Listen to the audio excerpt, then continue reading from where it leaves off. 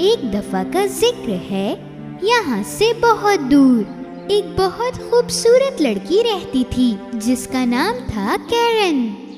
वो एक छोटे से घर में अपनी अम्मी के साथ रहा करती थी। वो अपनी अम्मी से हर एक बात जानना चाहती थी। मम्मी, ये छोटी छोटी चीजें क्या चमक रही हैं आसमान में? ये सब सितारे हैं बेटा।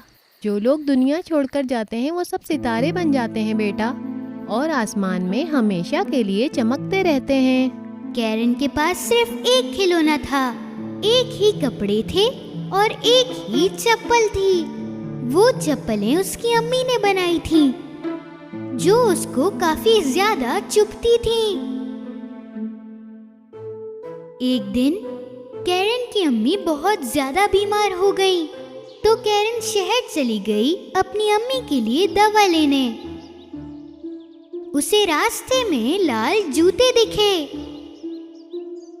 जूते इतने खूबसूरत थे कि कैरन उसे घर ले आई। देखिए अम्मी, ये जूते मुझे रोड पर से मिले हैं। कितने खूबसूरत हैं ये। शायद ये किसी और के हैं कैरन, तुम इन्हें वापस रख कर आ जाओ। अगर ये किसी के होते तो वो इसे ऐसे पार्क में नहीं छोड़ते। हो सकता है कि कोई गलती से भूल गया हो। कुछ भी हो, ये मुझे मिला है और अब ये मेरा है। मैं इसे वापस नहीं रख के आऊंगी। मेरी प्यारी बेटी सुनो, मैं इस लायक नहीं हूँ कि तुम्हारे लिए नए जूते खरीद सकूं, इसलिए तुम किसी और के जूते मत पहनो। देखो, जिद नहीं करो, वादा करो तुम ये जूते नहीं पहनोगी। कैरन उदास हो गई और अपनी अम्मी से वादा किया कि वो ये जूते नहीं पहनेगी और उसे बेड के नीचे रख दिए। कुछ महीने गुजर गए। एक दिन कैरन अपने घर आई और उसे उसकी अम्मी नहीं मिल रही थी। उसने हर जगह देख लिया और फिर वो जान गई कि उसकी अम्मी एक सितारा बन चुकी हैं। अगले दिन जब वो अपनी अम्मी की कब्र पर जा रही थी तो उसने वो लाल जूते पहने।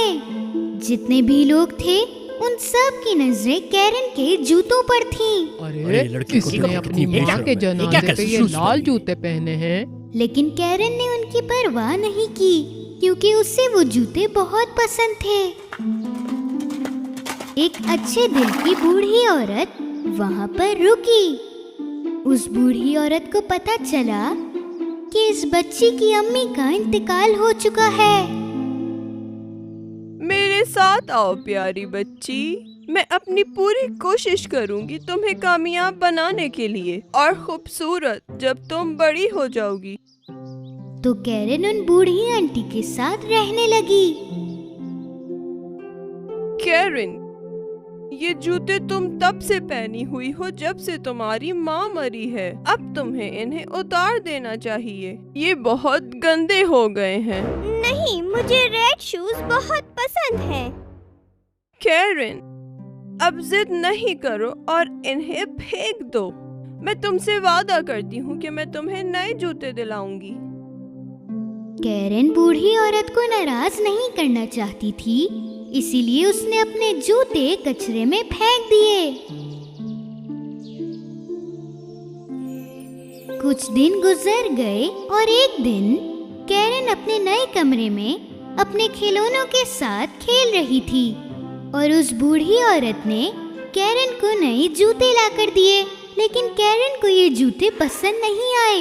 ये तो नीले हैं और ये बहुत बुरे हैं। मुझे ये जूते नहीं चाहिए। कैरन को अपने लाल जूते बहुत याद आ रहे थे। वो बड़ी होकर बहुत ही खूबसूरत लड़की बनी, लेकिन उसका जिद करना अभी भी खत्म नहीं हुआ था। बूढ़ी औरत जब भी उसके लिए तोहफा लाती तो वो ये कहती, मैं ये नहीं पहनना चाहती बेटा, लेकिन ये मैंने तुम्हारे लिए बनाया है। मुझे ये खाना नहीं खाना। मेरे लिए फ्रेंच फ्राइज बनाएं। एक निवाला तो खा लो बेटा। बूढ़ी औरत बहुत उदास हुई जब कैरन टेबल से उठकर चली गई। उसने कैरन के लिए फ्रेंच फ्राइज बनाए और उसके कमरे में ले गई। और तभी कैरन अपने नीले जूते उतार रही थी। देखें, मेरी सारी की सारी चीजें अब छोटी हो गई हैं। मैं अब बड़ी हो गई हूँ। ठीक है, चलो हम बाहर चल के तुम्हारे लिए नए कपड़े और जूते ले आते हैं। फिर बूढ़ी औरत और कैरन मार्केट के लिए निकल पड़े। ये तो बिल्कुल मेरे रेड शूज की तरह हैं। मुझे यही चाहिए। चलें चल के ये खरीदते हैं। कैरन, तुम्हें ये लाल जूते खरीदने की जरूरत नहीं है। तुम्हें ऐसे जूते चाहिए जो तुम कहीं भी पहन सको, जैसे कि हमें किसी के जनाजे में भी जाना पड़े। मैं तुम्हें सिर्फ एक ही जूता दिला सकती हूँ। वो देखो, वो काले जूते। मैं बहुत थकी हुई हूँ। मुझे कोई फिक्र नहीं। अगर आपने मुझे दोनों जूते ना दिलाए तो मैं हर जगह बगैर जूतों के जाऊंगी। ओह कैरन, काश तुम इतनी जिद्दी ना होती। बूढ़ी औरत ने कैरन के लिए काले जूते लिए और उस बूढ़ी औरत ने कैरन को वो लाल जूते भी दिला दिए। बूढ़ी औरत के पैरों में बहुत ज्यादा दर्द होने लगा और वो जिद्दी कैरन से बहुत परेशान हो गई और कैरन अपने नए जूते पहनकर घर वापस आ गई। एक दिन बूढ़ी औरत ने कैरन को कहा कि हमें एक जनाजे पर जाना है। कैरन, याद रहे तुम्हें अपने काले वाले जूते पहनने हैं। एक जनाजे में जाने के लिए ये जरूरी है। कैरन ने अपने काले जूतों को देखा और उसके बाद अपने लाल जूतों को। उसने लाल जूते पहनने का फैसला किया। जब वो लोग घर से निकले तो उसने उन लाल जूतों को छुपा लिया ताकि बूढ़ी औरत वो लाल जूते ना देख पाए। जनाजे पर सबने कैरन के जूते देखे जो कि बहुत चमक रहे थे। सारे लोग एक दूसरे से कैरन के जूतों के बारे में बातें करने लगे। जब बूढ़ी औरत के कानों में वो बातें आई तो वो बहुत गुस्सा हो गई। तुमने वो नहीं किया जो मैंने तुमसे कहा था और तुमने वापस से लाल जूते पहन लिए। तुम बहुत जिद्दी हो कैरन, थोड़ी इज्जत करना सीख लो। एक खूबसूरत शहजादा उस वक्त वहां से गुजर रहा था। वो कैरन के पास आके रुका और उसकी तारीफ करने लगा। कितनी प्यारी हैं आप, और ये जूते आप पे कितने प्यारे लग रहे हैं। ओह शहजादे, आप तो मुझे शर्मिंदा कर रहे हैं। तुम बहुत अच्छी डांसर लग रही हो। मैं तुम्हें आज की रात डांस पार्टी में इनवाइट करना चाहता हूँ। तुम जरूर आना। शहजादे की ये बात सुनकर कैरन खुशी से डांस करने लगी। लेकिन कुछ देर बाद कैरन अपने आप को रोक नहीं पा रही थी। ओह, मैं अपने पाँव क्यों नहीं रोक पा रही हूँ? ये आखिर क्या हो रहा है? ओह, कैरन डांस करते करते वहाँ से भाग गई और शहजादा उसके पीछे गया। कैरन, वापस आओ। शहजादे ने उसका पीछा किया, लेकिन थोड़ी देर बाद वो गायब हो गई।